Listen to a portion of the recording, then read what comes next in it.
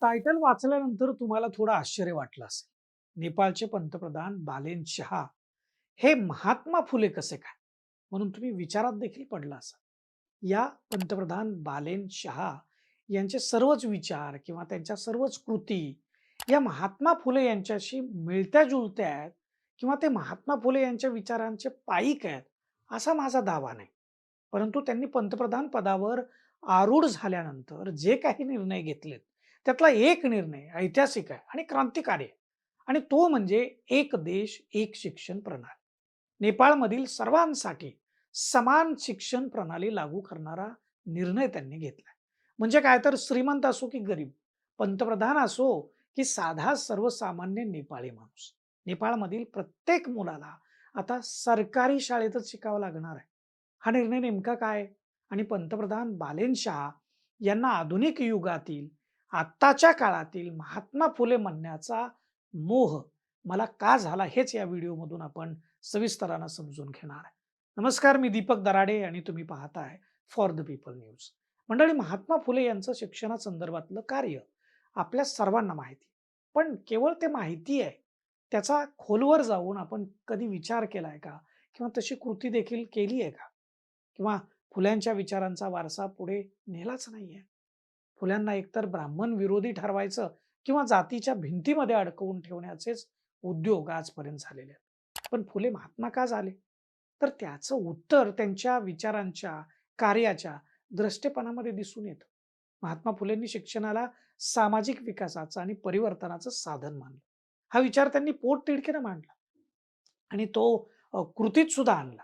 आपल्याकडच्या काही मंडळींना फुल्यांचा विचार समजला, पण आजच्या घडीला फुल्यांचा विचार आचरणात कोण आणू पाहत असेल, तर ती व्यक्ती म्हणजे नेपाळचे पंतप्रधान बालेन शाह.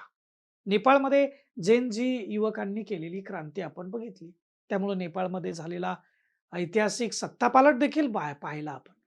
यानंतर बालेन शहा यांची पंतप्रधानपदी नियुक्ती झाली आणि त्यांनी नेपाळला सामाजिक, आर्थिक आणि सांस्कृतिक स्थैर्य मिळवून द्यायचं असेल, तर सर्वात प्रथम नेपाळमधील शैक्षणिक धोरण ठरवण्याचा निर्णय त्यांनी घेतला. आणि हा निर्णय घेताना त्यांनी खरोखरच ऐतिहासिक आणि क्रांतिकारी निर्णय घेतला. नेपाळमध्ये जे क्रांतिकारी आंदोलन जेन झी युवकांनी केलं, त्या युवा पिढीचा मूळ आक्षेप नेपाळमधल्या असमानतेवर होता. श्रीमंतांना, नेत्यांना आणि त्यांच्या कुटुंबियांना मिळणाऱ्या सोयी-सुविधांवर तो आक्षेप होता.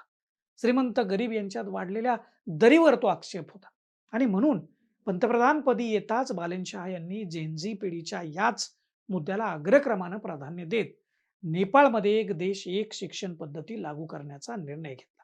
तिथल्या सर्व खासगी शाळा बंद करण्याचा निर्णय घेऊन श्रीमंत व्यक्तीपासून अगदी पंतप्रधान मंत्र्यांपासून ते सर्वसामान्य गोरगरीब नेपाळी माणसांच्या मुलांसाठी आता फक्त सरकारी शाळा असणार आहेत. सर्वांची मुलं सरकारी शाळेत शिकणार आहेत. महात्मा ज्योतिबा फुलेंना हेच तर अपेक्षित होतं आणि तेच नेपाळचे पंतप्रधान बालेन शहा करतात. समानतेचा पाया रचण्यासाठी शिक्षणासारखं दुसरं व्यासपीठ नाही. नेपाळमध्ये असमानतेची भावना प्रचंड प्रमाणात वाढल्यानंतर युवा पिढीनं उद्रेक केला. या युवा पिढीमधील असमानतेची भावना नष्ट करायची असेल आणि समानतेची भावना ही ते वाढीला लावायची असेल, तर सर्वांसाठी समान शिक्षण प्रणाली सारखा उपाय नाही असं वाटतं.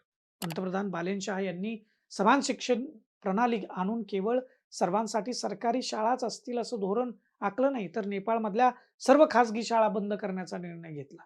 शाळा व महाविद्यालयांमधील राजकीय हस्तक्षेप यापुढे होणार नाही याची खबरदारी घेतली. त्यासाठी सर्व राजकीय पक्षांच्या विद्यार्थी संघटनांना त्यांची कार्यालयं ही शाळा व महाविद्यालयाच्या आवारातून बाहेर काढायला लावलेली आहेत. स्टुडंट पॉलिटिक्सवर बंदी घातली आहे. हे करीत असताना विद्यार्थ्यांचा आवाज दबला जाऊ नये किंवा तो जाणार नाही, म्हणून बिगर राजकीय व्यासपीठ सुद्धा, जसं की स्टुडंट काउन्सिल असेल किंवा व्हॉइस ऑफ स्टुडंट सारखी व्यासपीठ असतील, ती सुरू केली जाणार आहे. आणखी एक मुद्दा इथं प्राधान्यानं सांगावासा वाटतं. आपली संस्कृती जपली पाहिजे किंवा आपली भाषा, आपली प्रतीकं ही जपली पाहिजेत, असं आपण नेहमी म्हणत असतो. परंतु त्या अनुषंगानं सरकारी पातळीवरती खूप कमी प्रमाणामध्ये प्रयत्न होताना दिसतात.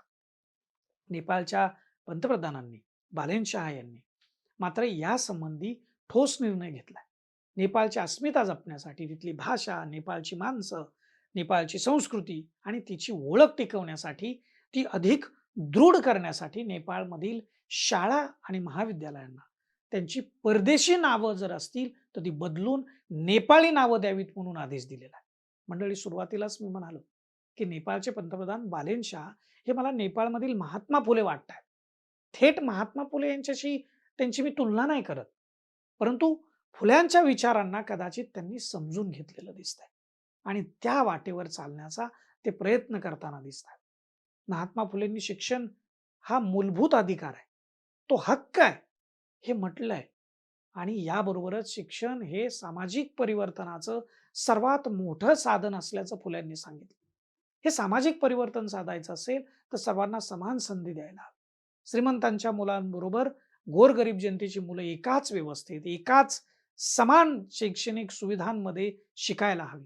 हाच बदल पंतप्रधान बालेन शाह यांनी नेमकेपणानं नेपाळमध्ये केलाय आणि या निर्णयाची पूर्णपणे अंमलबजावणी व्हावी म्हणून नेपाळमधल्या सर्व खाजगी शाळा सुरू राहू नयेत आणि श्रीमंत वर्गाला संधीच मिळू नये तिथं मुलं शाळेला घालण्याची, म्हणून थेट या शाळा, ज्या खाजगी शाळा आहेत त्या बंद करण्याचा निर्णय त्यांनी घेतलेला आहे. बालेन शाह यांचा निर्णय खरोखरच क्रांतिकारी आहे, ऐतिहासिक आहे. आता या निर्णयाचे पडसाद कसे उमटतात, त्याला किती यश येतंय, या निर्णयाची अंमलबजावणी कशी होते, हे सगळंच आपल्याला आता पुढं बघावं लागणार आहे. तुम्हाला नेपाळच्या पंतप्रधानांचा हा खाजगी शाळा पूर्णपणे बंद करून सर्वांसाठी सरकारी शाळा सुरू करण्याचा निर्णय हा कसा वाटला आणि यामुळं पंतप्रधान बालेन शाह नेपाळचे महात्मा फुले वाटतात का नाही वाटत, हे व्हिडिओच्या खालील कमेंट बॉक्समध्ये आपण आवर्जून सांगा आणि फॉर द पीपल न्यूजचे व्हिडिओ नियमितपणे पाहण्यासाठी चॅनलला सबस्क्राईब, फॉलो व लाईक करायला विसरू नका आणि पुन्हा आपण नवीन विषयाच्या निमित्तानं भेटत राहूयात.